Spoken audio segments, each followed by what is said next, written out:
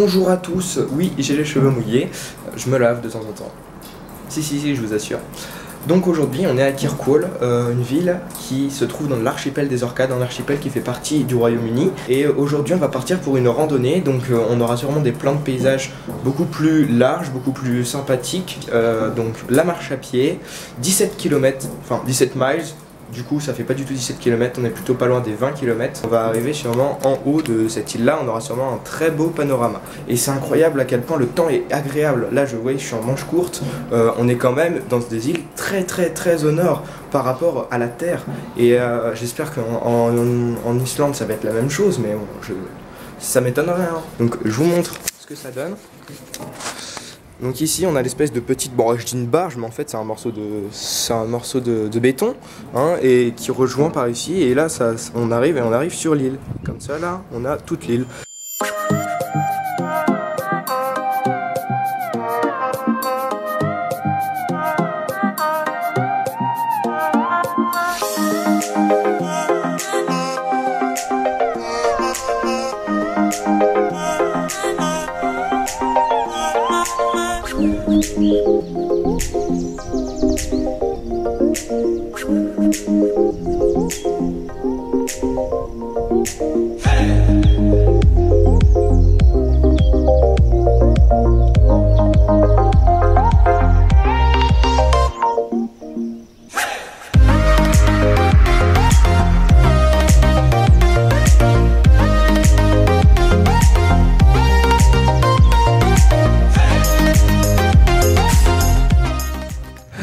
Là ça commence à être un peu plus dur, hein. On commence à avoir du dénivelé, mais bon, ça fait par des petits trucs comme ça, là, ça. Hop, après ça remonte, Et puis entre deux, il y a des plaques où, en gros, ça monte plus. Ça fait des sortes d'escaliers, en somme. Le dénivelé est assez sympathique, hein. On a déjà descendu tout ça.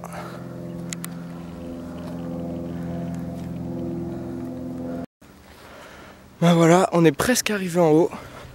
On a gravi un dénivelé d'à peu près 400 mètres et ça fait plaisir, la vue est assez sympathique.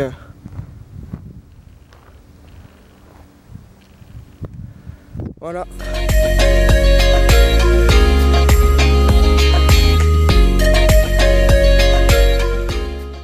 C'est reparti pour la petite voix off. Ça faisait longtemps, hein. Alors en fait j'avais quelques points à éclaircir et puis à vous donner quelques infos sur l'archipel des Orcades, parce que l'on a appris quand même pas mal de choses là-bas, mais le fait qu'il y avait beaucoup de vent ne permettait pas vraiment de pouvoir enregistrer ça en vidéo. Alors déjà premièrement, là, ce que vous voyez à l'écran, c'est une plante qui m'a beaucoup intrigué. Je me suis demandé qu'est-ce que c'était, pourquoi c'était là.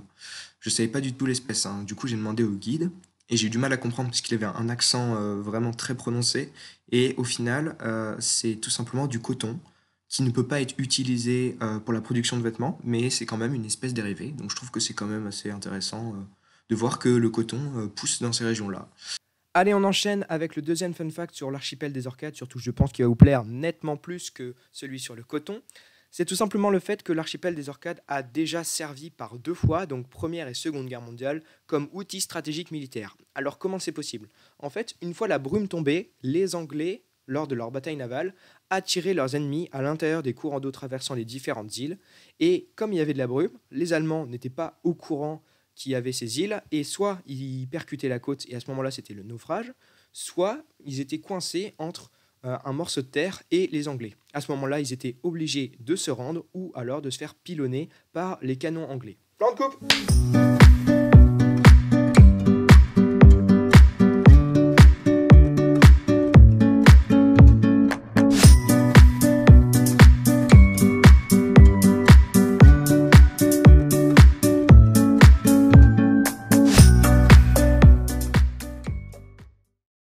On a retrouvé mon vélo. Ici, on a des super belles formations en chocolat, des sculptures en chocolat, normal.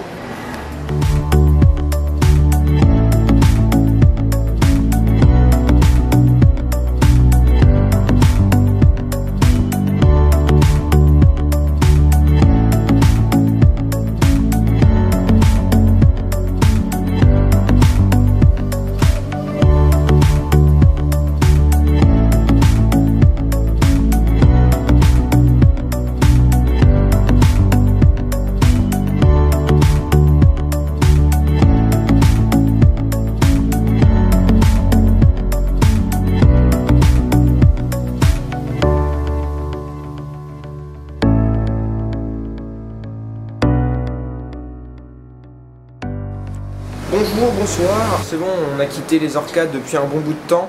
On est en direction pour l'Islande. On va essayer de deviner par rapport au temps qu'il fait derrière moi à quelle heure on est, hein, sachant qu'on a 2 heures de décalage avec la France. Alors il est pas 17 h, il est pas 20 h, il est pas 21 h, il est 23 h.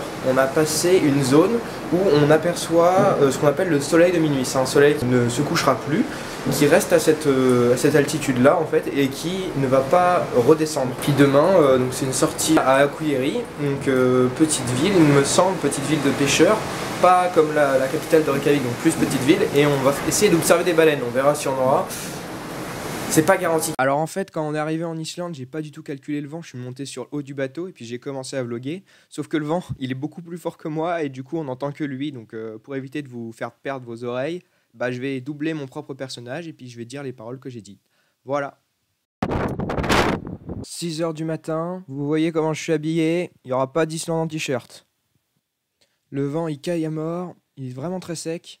Bon par contre là je vous cache pas que même en regardant plusieurs fois, le vent il est beaucoup trop puissant, je suis incapable de dire ce que je suis en train de dire là à l'écran. Je dois être sûrement en train de dire que genre ça valait vraiment le coup de se lever si tôt, malgré le fait qu'il fasse très froid, mais que le panorama est magnifique. Bon, alors je me rappelle une petite anecdote à propos de cette matinée là, le problème en fait c'est que je me rappelle plus du tout dans quel fichier vidéo elle est, et vu qu'il y a un max de vent, et je suis incapable de vous la doubler. Du coup ce qu'on va faire c'est qu'on va laisser moi derrière qui parle dans le vide, et puis on va continuer l'anecdote. Ce qui s'est passé en fait c'est juste que je suis arrivé avec mon petit Canon, j'ai tout de suite compris déjà je faisais pas partie du même game parce que moi j'avais pas un objectif qui faisait la taille d'un avant-bras, et les autres photographes regardaient tous dans la même direction. Donc au début je vais avec eux, je prends quelques photos, puis à un moment je me dis bon je vais faire preuve d'originalité, je vais aller à un autre endroit et puis je vais tester d'autres angles.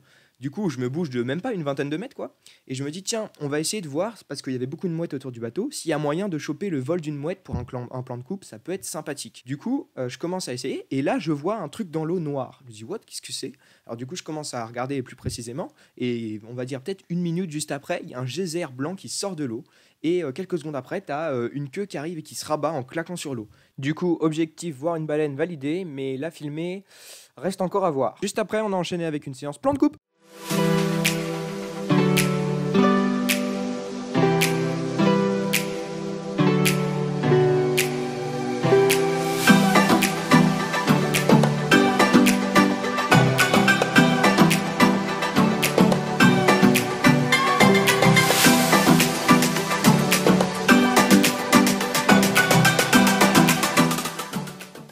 On a accosté à Hakkujärvi, on est au port, on vient de fixer les amarres qu'on peut voir ici, là, les grandes cordes. Rien que de voir ici pour l'instant, ça a l'air d'être joli.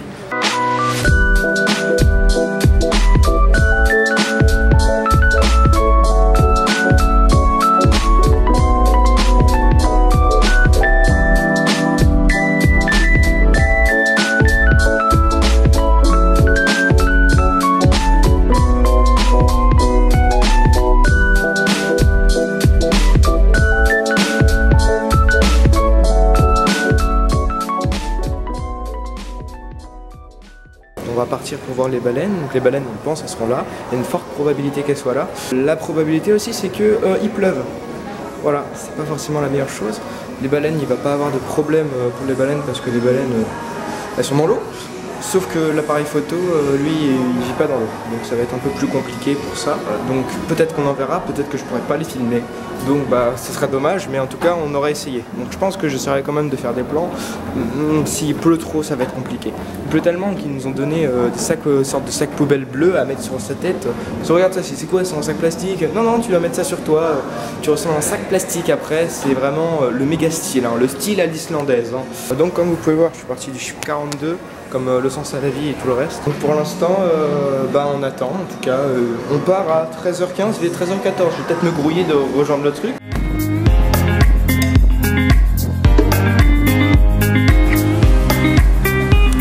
Moi je tiens à ma dignité, hein, je me mets pas en bleu. Hein.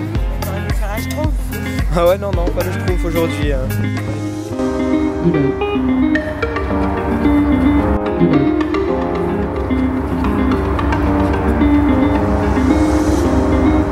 Bon finalement la pluie s'est calmée. Ouais, peut-être pouvoir voir quelque chose. En tout cas on a vu une méduse. On ne rentrera pas bredouille.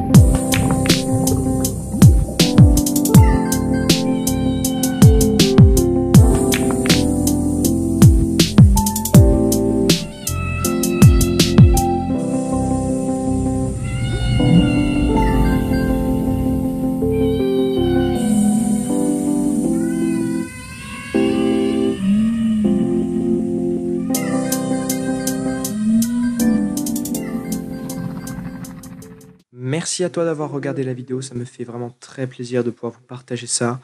Alors si tu as aimé le contenu et que tu souhaites qu'il ait un tout petit peu plus de visibilité sur YouTube, il n'y a qu'une chose à faire, c'est de la partager. Allez, ciao!